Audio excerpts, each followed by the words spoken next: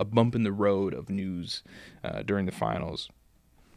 Oh my God, oh my God, oh my God. The Houston Rockets have just traded Cam Whitmore to the Washington Wizards for 2 second-round picks. Are you guys drunk? Wow, wow. Wow. Thank you. Thank you, Rockets, for making a terrible trade. The Rockets just traded Cam Whitmore to the Washington Wizards for 2 second-round picks. Dude, there are so many guys there that are not as good as Cam Whitmore. And yes, I get that the Rockets are already pretty deep and they're looking other places to make moves, but there's no way that you watch Cam Whitmore play, especially in the minutes that he's had, and you don't think that he's worth a first-round pick. It is unbelievable. Unbelievable what they just did. That was terrible. Cam Whitmore was in conversations to go 4 instead of Amin Thompson to the Houston Rockets, but because of his behavior in the pre-draft process, apparently, and a nagging injury that everyone was talking about, he somehow just dropped and slipped to 120. Here's the thing with Cam Whitmore. He's a phenomenal shooter off the dribble, off the catch. He is an elite level athlete. He's going to be the best athlete on the Wizards by far. Like, hands down, it's not close. His defense is phenomenal. His steals and his blocks are absolutely ridiculous and dumb and stupid. He's going to score like 25 points a game. The Wizards, literally, with that pickup, and I know that a lot of you casual are not going to get it, and a lot of people who don't watch the Rockets, a lot of people who don't pay attention to lower end, I'm putting that in quotes because he's not a low end guy, but guys who don't like get good minutes, a lot of you aren't going to understand the gravity that Cam Whitmore's about to have. This dude was meant to be a stud. It sucks that he got drafted to the Rockets and they drafted Amin in front of him. Not because Amin is worse. Amin is clearly the superstar. He's obviously the better player. I'm not delusional, okay? But what is clear to me is that Cam Whitmore deserved a team that was going to utilize him in the way that he deserved, which is a pure scorer, an absolute problem. Here's the thing with this team. I don't believe in Bub Carrington. I know a lot of people do. I understand that his playmaking is good, but even before the 2020, was it 2024? Yeah, the 24 draft, go back and watch his interviews. Bub Carrington has said multiple times he doesn't really care to be a 1. He doesn't really need to have the ball, and it's very clear that he's also okay with coming off the bench. I don't think that he wants to, but I think that he's cool with it. And if, in my opinion, if I'm the one who's running this team, you have to have Trey Johnson as your 1, and then you have Cam Whitmore as your 2. But I understand neither of them have shown like elite level playmaking, and I think that that's kind of what you need in today's game. And I don't think that anybody else on the floor, whether it's Bilal, Kaishan, Alex Sarr, Dylan Jones, I don't think any of those guys are going to be elite level playmakers. Obviously, they do have the OGs like Marcus Smart, CJ McCollum, Chris Middleton, but I don't really see them playing, especially now, because what your starting lineup could look like is a really, really good playmaker in Bub Carrington, an elite level scorer. I've heard Devin Booker comps. I love his game. Elite level shooter in Trey Johnson. Cam Whitmore, who's a premier athlete, is going to give you steals, blocks, 25 points a game on fantastic efficiency. His three-pointer is fucking great. If you look at his overall stats from last year and the year before, obviously not fantastic, but it's because the minutes go up and down. So if you have one game where you had 5 minutes and then all of a sudden you have, 2 threes and you miss both of them, but the next game you have 3, you go 3 for 5. But then finally, when you actually get some good minutes and you're sitting around 20, if you look at his stats, he's between 37 and 45%. Every time he's over 20 minutes a game. It's insane, okay? So after you have Cam Whitmore, then you have Bilal, then you have Keyshawn George, who I think is a 2 at heart, but is big enough and has great defense enough to play a 3 or a 4, probably a 3. Bilal, obviously, I think can play 2, 3, and 4, but I think he's a better 3 and 4. I would personally like to have him at the 3.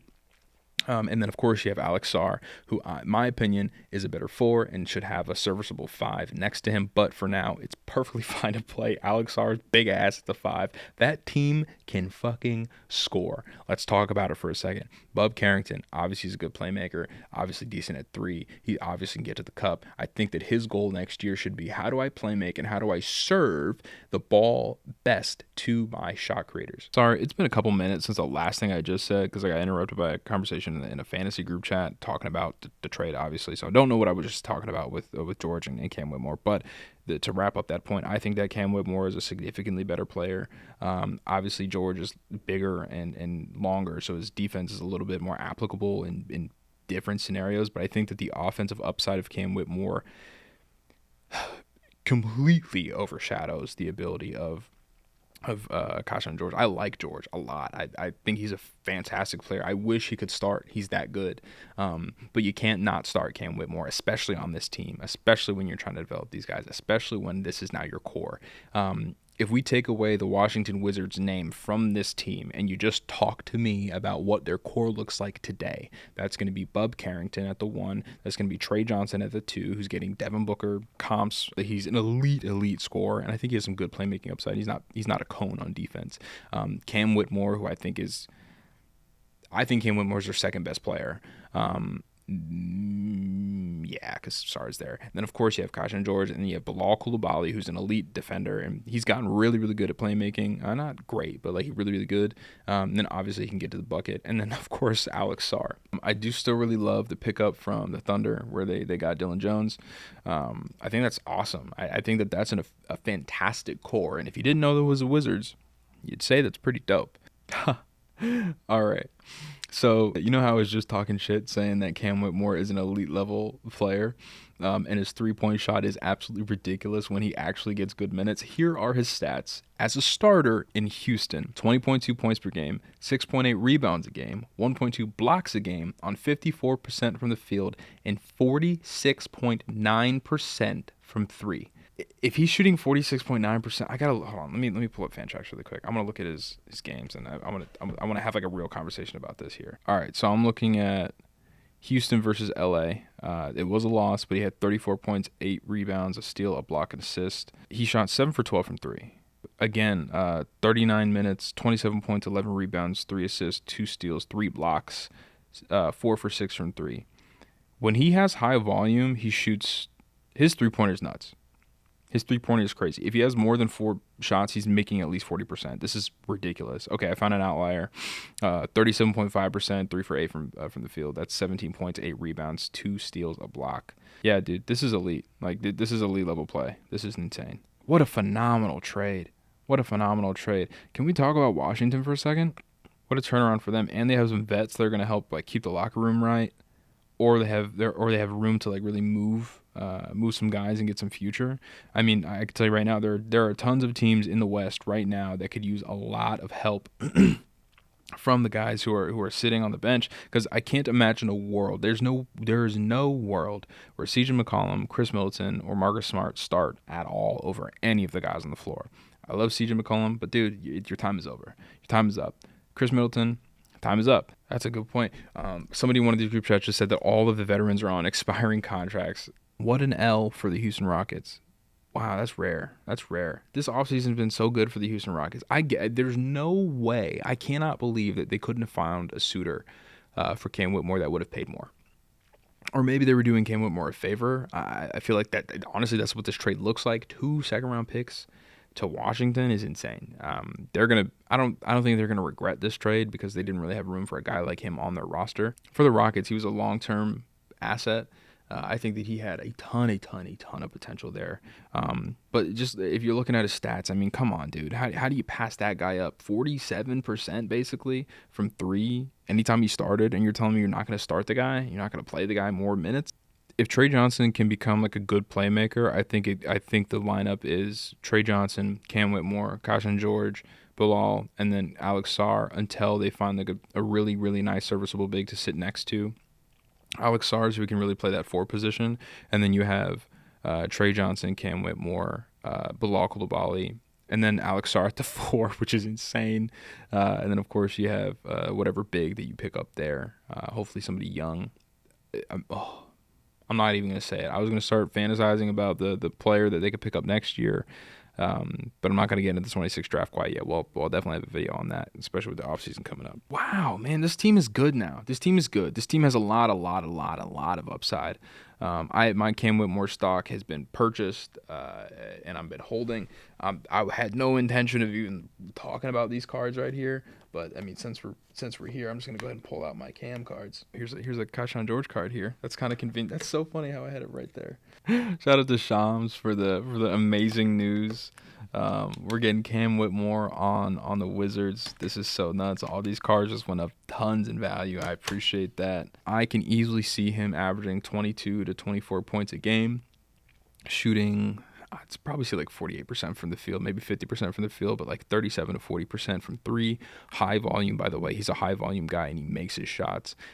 Easily a steal a game and maybe 1 or 2 blocks a game. He's an elite athlete. I think he stands at like 6'6", maybe 230. So he's really strong. He's not going to just get injured. Knock on wood. Wow, man. The combination of him and Trey Johnson is going to be such an elite combo of guys.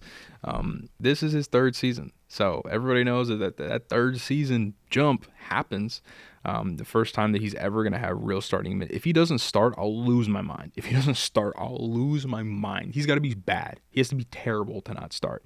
I can't imagine a world where he doesn't start over George. I can't imagine a world where he doesn't start over Bub. That's a lie. I think that Bub has to start with Trey. Look, if you are into fantasy basketball, if there is any way that you can get Cam Whitmore at this point, you need to go out and do it. It is a huge pickup, a massive, massive W. There isn't a world where his usage doesn't go through the roof. His percentages are great, top to bottom. He plays amazing. His defense is good. Not great, but really good. But to complement everybody else on that floor, holy shit. 2 defensive studs in Alex Sarr and Bilal Coulibaly, and you have Kaishan George coming off the bench, a defensive stud as well, combined with 2 absolutely pure scoring threats. And Cam Whitmore is just a scorer, by the way. I think he's a superstar waiting to happen. I really, really, really believe that. The only bad news about this trade is that I'm not going to be able to watch Cam Whitmore play on the Washington Wizards until the start of the season, which is in a few months. The Summer League is happening tonight, so I'll definitely have to make a video tonight or tomorrow about the Summer League. Ace Bailey, VJ Edgecombe, we're going to go head-to-head tonight at 9 p.m. EST. Today is July 5th, so if you're seeing that after this video, check back. I probably made a video about it. Cam Whitmore has been traded to the Washington Wizards for 2 second-round picks. Wow, I'm so caught off guard. What the fuck is Houston doing, bro?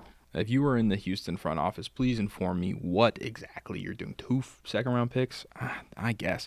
I don't know. I feel like you could have gotten any team to just like lump him in with somebody else. I don't know. Like, get something better for him or just keep him because he's that good.